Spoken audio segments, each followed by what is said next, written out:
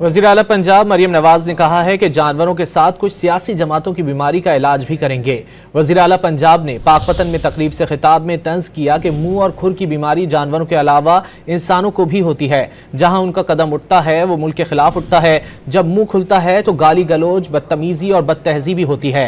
डोलती मईशत संभल रही है और 10 माह की मुख्तसर मुद्दत में पाकिस्तान तरक्की की सीढ़ी चढ़ चुका है।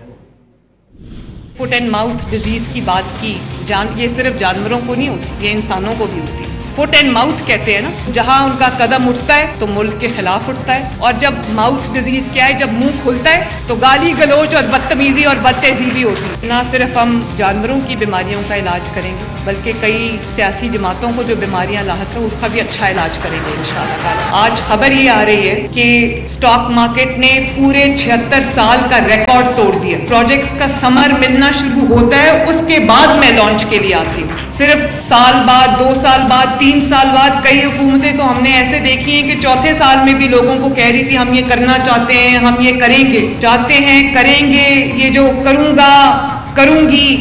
हम इस सीगे से बाहर निकल आए हैं।